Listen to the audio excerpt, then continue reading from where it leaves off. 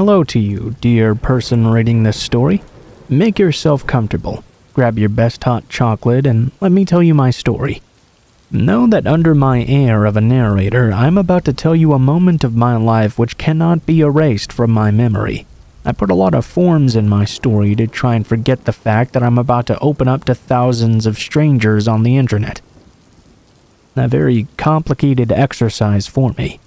First of all, my presence here comes from the fact that for months, I watched the Let's Not Meet stories, and each time the idea came to me to post here without really having the courage to.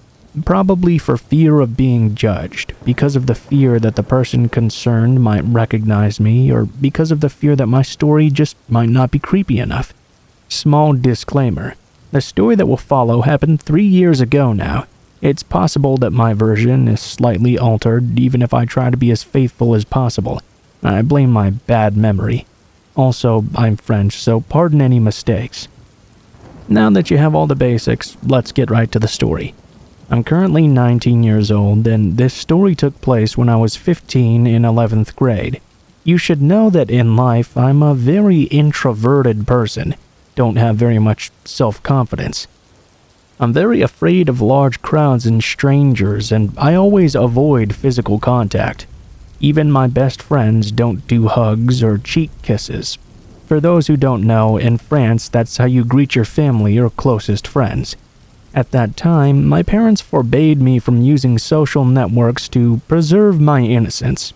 So at the start of high school, I created a Discord account. In my 11th grade, I joined a Discord server full of very nice people. Little by little, I became friends with one of the administrators, and we very quickly became quite close. He told me all about the hardships of having to manage the server. I supported him no matter what, flattered that someone with so much responsibility was interested in a person like me. The months went by, and we got closer and closer. I'd never been happier to have someone paying attention to me. One day, I learned that a school trip was being organized for our class. And guess where we were going? To my friend's town.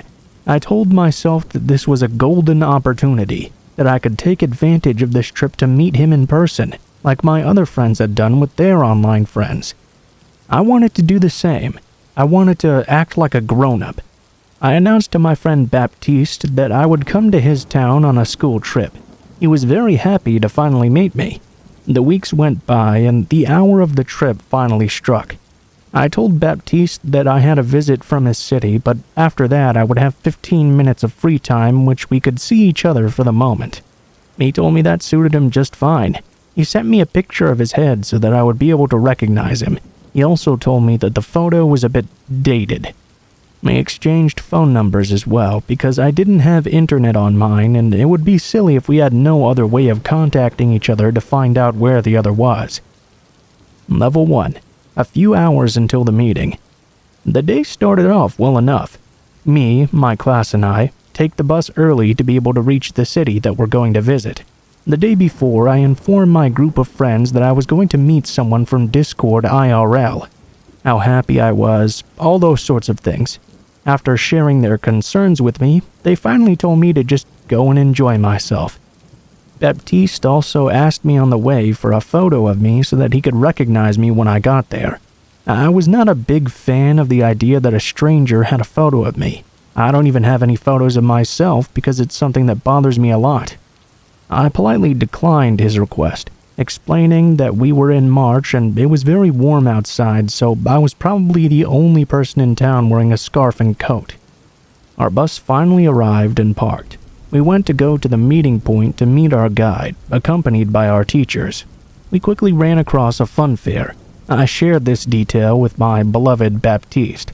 In short, we found our guide, and during the explanation of the course of the visit, I received a message. I believe that this moment is when I understood that things were maybe going to take another turn. I opened the message, and what I saw froze my blood. I saw a photo of myself taken from the back, the message saying roughly, "I found you." I can't remember everything verbatim because I changed my phone since then, but I assure you that it was something along those lines. In a reflex, I turned around and noticed that there was no one behind me. Absolutely nobody. I started to have tingles of fear, a rise of anxiety. I sent an answer.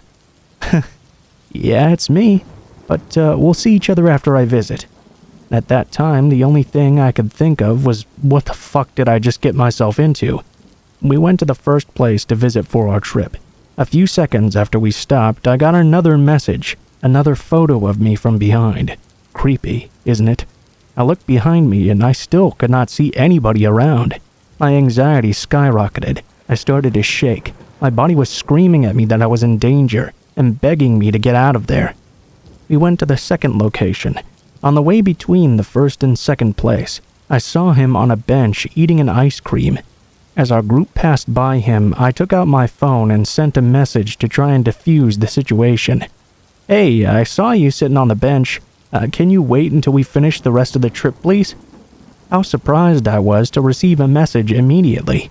I think you know the rest. When I opened it, it was still a picture of me from my back. At that moment, my friends began to clearly notice that something was wrong. But I didn't actually tell them what it was. I didn't want to ruin the moment we'd have together after, Baptiste and me. Level 2. Can the day get any creepier, please? We then reached the fourth location of our trip. To my surprise, I did not receive a text there. It was actually a real relief. He finally understood that what he was doing was creepy. Let me laugh. Then we come to the fifth place. Still no interaction with him. The idea that maybe it was just a bad start because of weird social interaction comforted me. Maybe he just didn't know how to go about approaching me.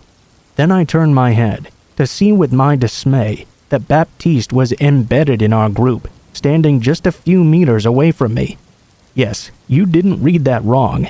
The guy became encrusted within this group of high school students. Oh, and a little detail that I intentionally left out. In the photo of him that I received, he looked like a 24-year-old. Now think back of taking a picture of a minor who was only 15 and stalking her for 2 hours. We had descended into the depths of creepiness. At the end of the visit to the fifth place, the guide had to leave urgently, but warned us that another guide would come along soon to take over, and we'd have to wait for her in the cathedral square. While waiting, Baptiste sat on a bench a few meters away from me, still enjoying his ice cream while our teachers left us unattended to go buy theirs. Our second guide finally arrived after a while, and we continued on with the tour. During the rest of the visit, this guy followed us everywhere, getting closer and closer to me every time. My friends at that time understood the problem, and tried not to let me die of anguish. At this point, I saw that my history teacher was actually right nearby him, so I sent him another message to dissuade him from continuing to follow me. My teacher is right next to you, you know. You better go, I can tell him. Finally, we reached the last part of the trip. It was a huge relaxation for me because finally I was alone. And by alone, I meant that our dear Baptiste was no longer following us. Finally, it was quiet. Finally, I could just enjoy the surroundings. I felt like I was no longer in danger. Level 3. Our visit was now over. The teachers left us to our free quarter of an hour. However, they forced us to go in groups of 4 and not talk to strangers. You know, the usual stuff. I also received a message from Baptiste at this time, telling me he had been caught by my teachers who had threatened to settle it at the police station. Suddenly, he was waiting at home for me to finish. I decided to switch tactics to the ostrich policy. I didn't answer him at all. With my friends, we decided to revisit certain points that we'd found magnificent without having the impression of dying of fear because of my instinct telling me to steer clear of Baptiste. One of my friends suggested going to a bookshop to look at something, so we all went together. The bookshop formed the corner of 2 streets, and we barely stayed there for 1 minute or so. Then we walked out. I cannot describe to you in words what I felt when I saw Baptiste standing on the corner of the street right across from me. I had this feeling of being paralyzed, having tachycardia, having difficulty breathing, and just not feeling in control. I was officially no longer in control of my body, caught in a state of tetany, of panic. I looked at Baptiste, who was much older than in the photo, since he must have been at least 27. I didn't ask him directly. It wasn't really my priority at this time. My friends, of course, were just as shocked as I was. Baptiste started calling out to me, saying hello, trying to come over to hug me, do the cheek kiss. He then even did it with my girlfriends, and shook the hands of my boyfriends as well. It seemed like in that moment it was just the two of us, me and Baptiste. He approached me and took me under his arm, as if we were a love-love couple, and that we knew each other well. Once again, the physical contact irritated me. He started to take me to I don't know where. And that's when my buddy Jonathan approached me and grabbed me by the waist. Smart move from my friend to make him implicitly understand that I was already in a relationship and that he better not try to get someone else's girl. We're not actually in a relationship, but I'm thankful he tried to help me. I can never thank Jonathan enough, who had the idea of impersonating my boyfriend. He was very aware of my discomfort. As soon as Baptiste saw this, he ceased his physical contact and removed his hand from my waist. Baptiste then suggested that we go to a bar, telling us that he would pay for everything. All we had to do was just enjoy. My friends tried to drill it into him that we were once again only 15 years old, so we would not be touching a single drop of alcohol. Not really knowing how to get out of this situation, we followed him to the bar with the pretext that if the teachers found us there, we were going to get screwed. He therefore suggested going on to the Terrace, which we accepted for a lack of an alternative. There begins an extremely embarrassing situation which lasted a long 5 minutes. The four of us, my friends and I, were at one table, with Baptiste sitting at another table with his back to me. We talked like that back to back, him asking me tons of questions, and me answering them in automatic response mode. I also watched my friends a lot as they were giving me clues on what to do. Finally, Jonathan pretended that we had to return to the meeting point given by the teachers. We were getting ready to leave. Baptiste stayed seated and yelled that it was a great time. If he ever came down to my city, we would have to spend time together. I quickly gabbled a response and we got out pretty quickly. Back in my room, I started to cry a lot, shocked at what happened during the day. We went back to our town the next day, then enjoyed 2 weeks' worth of vacation. When the classes resumed, during our English class, the teacher arrived and simply told us this one sentence: "I owe you the truth." At that moment, my friends and I looked at each other in a we know sort of look.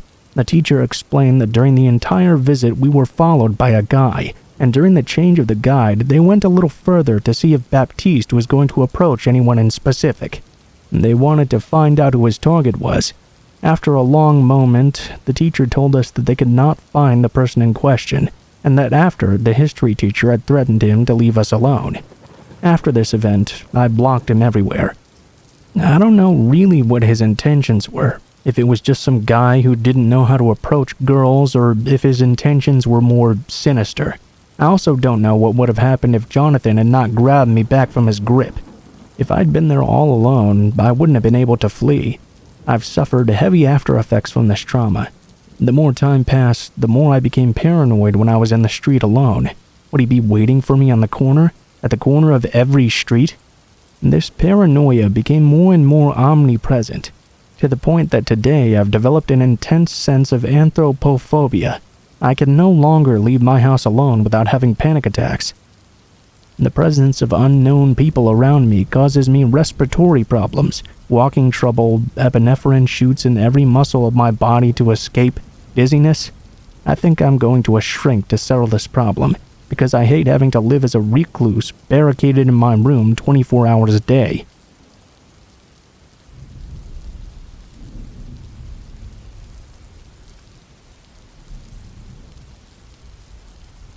This story happened about 2 years ago when I was 19 years old, and my foster sister, Kira, was 16. For the sake of this story, it's important to know that I was female presenting and hadn't come out as trans yet, nor was I presenting myself in an overtly masculine style at the time. It was the summer before I was going to college. I mostly lived with my mom and Kira, except for every other weekend where I'd stay with my dad. Now, summers where I am can get really hot and humid, so we had a habit of waiting to walk the dogs until 6 or 7 p.m., mostly because it'd be cooler but still light enough outside. On this particular evening, Mom wasn't going to be home until very late. I don't remember the exact reason why. She was a woman that liked to stay busy though. often participated in choirs, Bible studies, youth group events, classes, and more. This meant it wasn't uncommon for Kira and I to be left alone until 8 or 9 p.m. It was up to me and Kira to walk the dogs by ourselves, unless we wanted our younger dog Samson to throw tantrums due to pent-up energy. Even though we lived in the countryside and could have walked them down our street, Kira and I decided to drive out 20 minutes to a park instead. Why? I don't really remember. It could have really been anything, from being bored walking our own roads all the time to not wanting to deal with blind curves and hills. Whatever the reason, at around 7:30 p.m., Kira and I harnessed our 2 dogs, packed them up in the car, and drove out to the park. Let me explain the layout of the park so that it's easier to understand while we got nervous halfway through our walk. This park was not particularly big, but it was very popular because of its loop.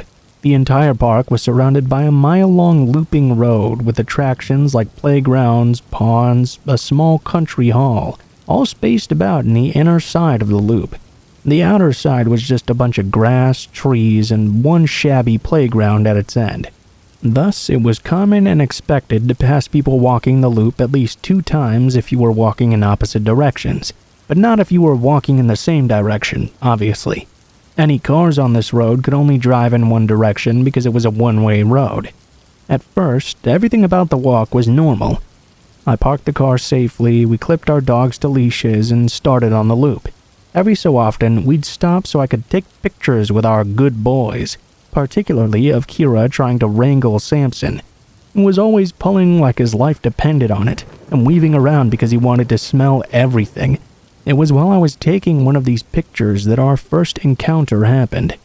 A man who looked to be in his 40s or so walked past us, walking the same direction we were, up towards the playground on the outer side of the loop.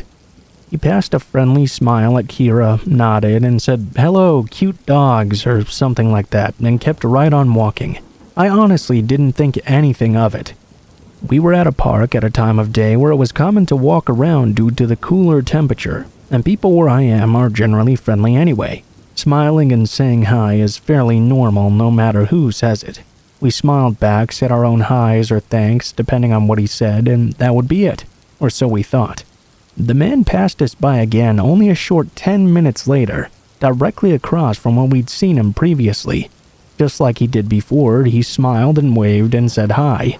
This time, Kira and I looked at each other once as he was ahead of us, and shared a, "Well, that was weird," expression. Just another 10 minutes later on the dot, he walked past us walking towards the playground and subsequently broke off from the loop. He'd been walking in the same direction as us as well. This time, though, he cut in front of us. He did it in a way where we had to stop to avoid running into him. Hell, he nearly touched Kira with how close he was walking. It was already so weird in and of itself. The other weird part was him cutting past us in the opposite direction. The only way he could have done that was if he'd cut across the inside of the loop, since it would have been close to impossible to pass us at our current point from the other direction if he'd decided to walk the opposite way of the loop than us. It started coming off almost like he was intentionally walking by us over and over again. But just like before, Kira and I brushed this weirdness off. Maybe this guy was just enjoying a random stroll and doing his own weird thing for all we knew. Besides, we had 2 reasonably sized dogs with us. Who'd mess with people like that?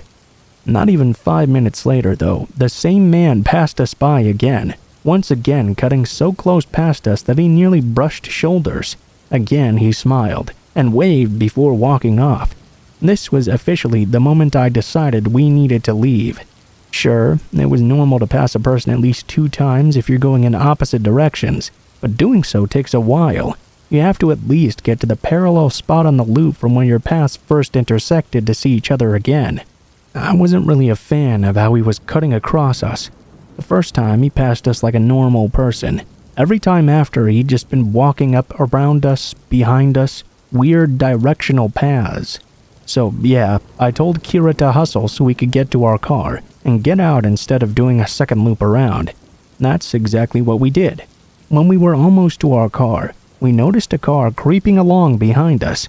We pulled to the side and stopped to let it pass, but for a second it stopped too. We figured this person must be getting ready to park, so we started walking again. The car started creeping along slowly behind us just as soon as we did. We stopped once more, and the car stopped with us. We hadn't seen that middle-aged guy for a while since the third cutoff, so we figured we might have overthought the whole thing. Here we were, though, with this tinted windowed car acting extremely suspicious. Was it the same guy returned with his car? A different creep? We couldn't tell. Before anything could happen, though, another car idled up to the one next to us. Whoever it was sped up to the expected 5 miles per hour. We got to our car pretty fast after that and practically picked up the dogs to get them inside of it. We got in and got out of there. My mistake, however, was neglecting my rear-view mirror and the well-advised rule to not just drive straight home if you're worried a stranger has taken too much interest in you. I was anxious, dumb, and primarily concerned with getting home where we could be safe. Because home is always safe, right?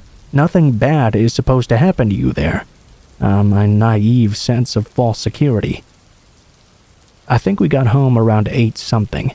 The sun had finally disappeared behind the horizon, but it wasn't fully dark yet, just that dusty purple color the sky gets before it finally accepts its nighttime. My mom wasn't quite home yet, so we got the dogs some water, locked the doors, ate a late dinner, and chilled in the living room, talking about a bunch of stuff that really didn't matter. It was almost 9:30 when the scariest part of this whole ordeal occurred. There Kira and I were sitting on different couches, talking about one thing or the other, when we noticed the ceiling briefly light up over where Kira was sitting. An important note here is that Kira was sitting on a small couch with her back to a window that faces the front of the house, while I was on the couch on the opposite wall where I could see a sliver of the front porch. Due to our long, slightly curvy driveway, it was very common to see headlights stream in through the window, light up the ceiling, fade, intensify. It just meant that someone was coming home. So, when that ceiling lit up above Kira, we thought nothing of it, assuming our mom was finally coming back from wherever she'd gone that night. We didn't take any notice of the light skipping the final arc of someone pulling all the way up into the driveway either. We also didn't pay any mind at first to how long it was taking Mom to come inside. After all, she had a habit of pulling in and then checking her phone for God knows how long before coming in. After a couple of minutes, though, I noticed the small motion sensor light Mom had set up on the porch light up. Again, I could only see a very sliver of space based on my position and the curtains. Basically, I could see a smidge of the table and the rails bordering our porch, but not its stairs or anything approaching the door depending on how they moved. I wasn't paying particular attention either, because I assumed it was my mom. Right after the light went off, we both heard the storm door open, but we didn't hear anyone pressing in the code keys of our lock or jiggling the door handle like Mom usually did right away. The moment our storm door creaked open, our 2 dogs jumped up and ran to that door barking like mad. Samson, our dumb goofball son who was incapable of hurting a fly, jumped up on his hind legs and scrabbled to find purchase on one of the small windows in a desperate attempt to see who was outside. Immediately, the storm door slammed shut, and we heard heavy footsteps on the cement of our porch. Calvin started going nuts and jumped up on Kira's couch, standing on its back to look out the window. Samson ran out of the room then and went out the doggy door that led to the back porch, which had a ramp going down to a fenced-off portion of our yard. Suddenly, I felt like I couldn't move. I'd never understood, really, what people meant when they described their limbs turning to lead, until that moment. I felt like I didn't have limbs, really. Like moving just wasn't an option. If I moved, I might glimpse something, or someone through those windows. That person could see me running around the house, freaking out, and decide to come after us after all. So I sat there, my mind steadily going blank as my heart sped up and my limbs refused to move. In the game of fight, flight, or freeze, I found out I'm the freezer. Kira, on the other hand, is a fighter. She spun around and looked out the window. Unfortunately, we couldn't see anything because it was too dark.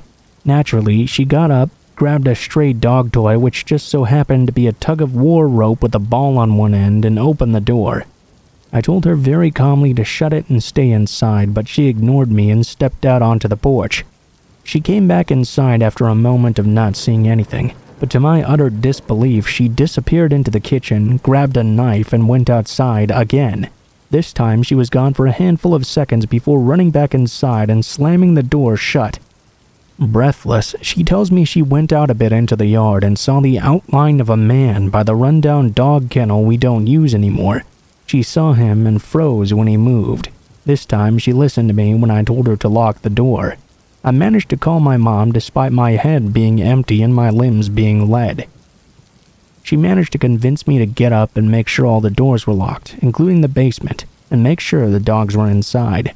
After Mom got home and looked around, finding nothing, we called the non-emergency number for the police, not wanting to bother them in case we were overreacting. They sent 2 officers out who walked around our yard and found nothing. We got the sense they didn't quite believe us, but instead saw us as 2 overexcited girls with exaggerated imaginations. Still, they humored us and told us that after we told them about the park, that if we thought anyone might be following us or if someone was acting a little too creepy, to not drive straight home next time. Then they just left. To this day, I'm pretty sure the only people who believe someone with malicious intent came into our home in hopes of finding 2 teenage girls are Kira and me, though. Whether or not it was the same guy from the park, we can't be sure. But it's too coincidental, isn't it? That day, we had multiple encounters with this guy, who went out of his way to get close to us. Then a car inched along behind us, and all of a sudden we have an almost home intruder encounter. There were way too many details adding up for us to have overly excited imaginations. We both saw those headlights, the storm door open and staying open until Samson jumped to look out the door's window. We heard those footsteps, and Kira saw someone. I don't know what would have happened if Calvin didn't have a scary manic bark or if Samson wasn't tall enough to look out the high windows on the door. I don't know much of anything. What I do know is this, though. If you're out and about minding your own business, and a stranger is taking too much notice of you, following you, and frequently running into you, just trust your gut. Don't drive or walk straight home. Meander, get to a public place, and take your time. Pay attention to your surroundings, because you never know who could be watching you.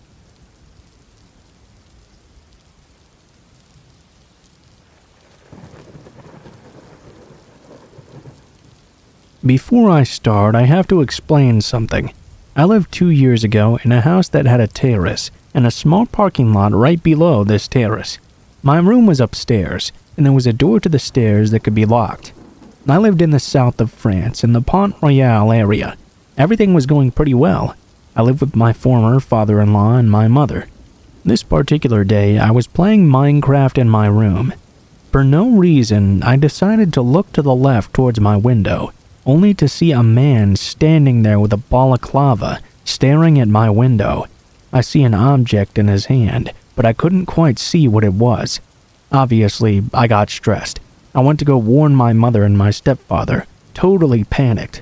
They locked all the doors, and it took me a while after to fall asleep and forget about it. Weeks go by after this with no incidents, but about 2 months after the initial stressful moment, I encountered the same situation. This time, I was playing Among Us with some friends. I had changed my habits since, though. I had been always looking at the window to see if the guy would be there, and I was always making sure all the doors were locked and closed, too. I see this guy again. Although I'm stressed, this time I was really scared, because this time I was home alone.